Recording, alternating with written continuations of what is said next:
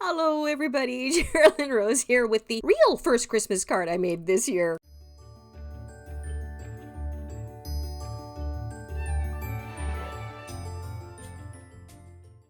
Oh, my chicken. Okay, this was so long ago. It seems so long ago.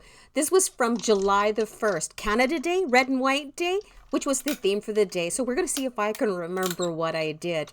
It looks like I've had red card stocks that I ran through with the Altenew, the 3D poinsettia die set through my big shot. We're going to build up a stockpile of those as well as the berries and branches because we're going to spray them all and I don't know how they'll turn out, so we'll pick and choose from them. Had the Distress Oxides out in different tones of red, and I'm just spraying through the box. This ends up looking like a crime scene. Like, look at it. And my hands were so stained from it. It took a few days to get it off, especially those Distress Micas that we just saw there. Of course, I'm splattering a couple of them with picket fence to add a little bit of variation. You know me, I'm always going to pull the picket fence out, right? Then I grabbed out the Perfect Poinsettia embossing folder and I am swiping across one side of it. This will set the ink down into the recessed parts of the embossing folder. This one, I wanted to get it a little bit deeper in color, so I did run it through a second time. You can see how it will slot into place for you before you put it through. Run it through in the same direction so that you don't get a double imprint and it shifts slightly and then you get kind of like shadowing on there.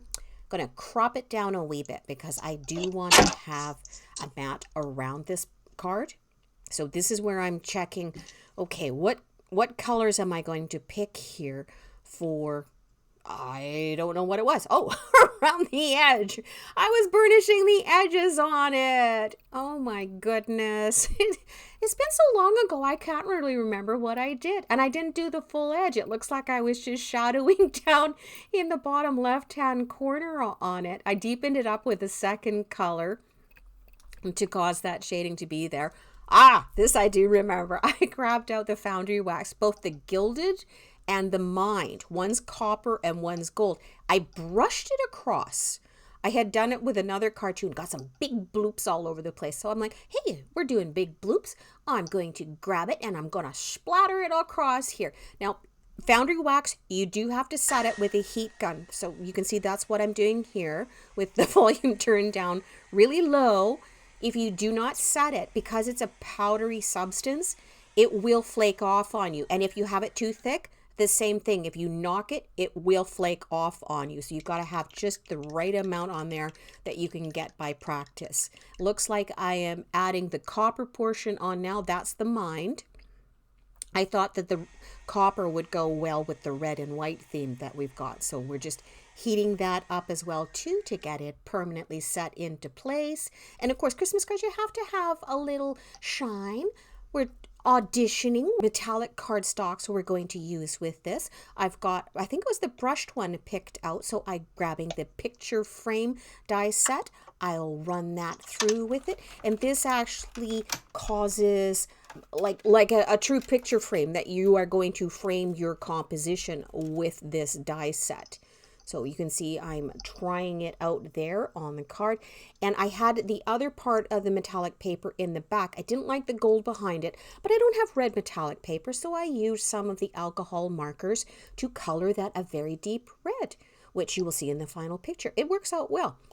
So I am very gently putting the frame into place here. I will put an acrylic block over it to get it to adhere because remember that is an embossed panel and it's got depth and texture and it's going to need a little bit of extra glue for the dry time. I'm deepening up the red in the centers on the flowers. Grabbed out the Tim Holtz, the Sparkle Fade stencil, and now of course we're going to bring in my messiness. So we have the Ranger Crackle Paste. We have the solar paste, and I put fabric paint on it. I know. When's the last time you grabbed some fabric paint out for you, those of you that have still got that? It's really neat. It's in different colors, and it's just another thing that will mix in with the paste. And so, of course, I grabbed the two reds that were there. So peel them up. I'm letting these all sit over and dry, and some of them I pulled out, and I put the crackle over top of it.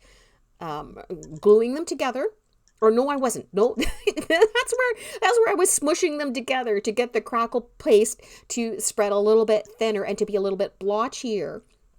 It will have more cracks in it than when it dries. This, I believe, is where we're gluing them together. I did layer them up more than usual so that we have a very full poinsettia that comes out of this. So this one, because this is one of the older die sets, it doesn't have a layering guide, but it's pretty self-explanatory. You have the big in the back and you work your way through the medium and then into the small at the top. And then as well, you have the little yellow centers that you need to get out, and I will take care of those later once I've got these all into place. So we'll just sit here and watch me glue things together. Okay, everybody twiddle their thumbs because that's what I'm doing here. Pressing them down. Okay, the berries and branches.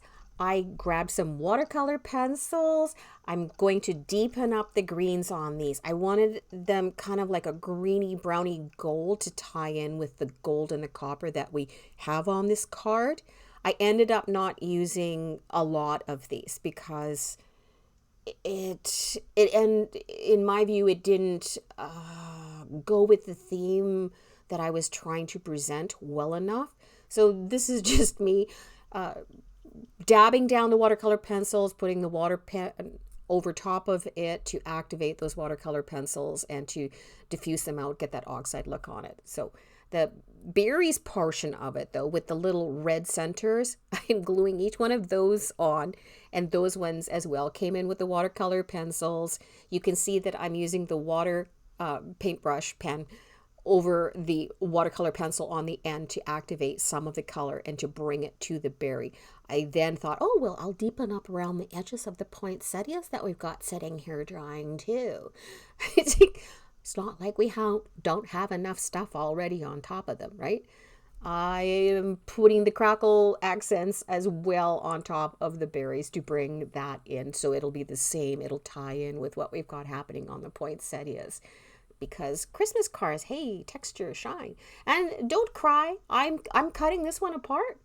I didn't like two big poinsettias sitting boom in the middle of the card, so I cut them apart. The halftone holidays. I'm going to work on the inside of the card because, you know me, I'm going to jump all over the place. So I was pretty careful with this one. I just did like the one red color, and then I grabbed the old acrylic block. I went old school.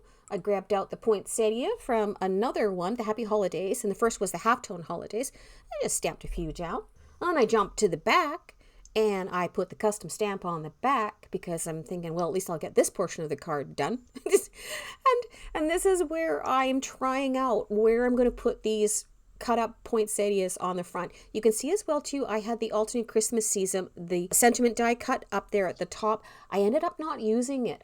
It took up too much of the top of the card, and I wanted the focus to be on the poinsettias and to have those fit in with the fact that I'm putting in some of the berry branches behind the poinsettias to, cause your Christmas arrangement to be there.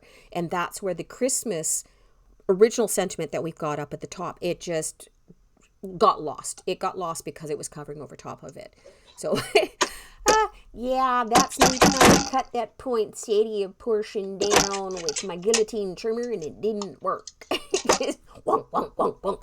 Okay, this is where, yes, I'm aborting. I'm going to try something else here. The Recollections Merry Christmas stamp set. So I've got that down with some Versamark. I'm going to use some gilded gold embossing powder for it.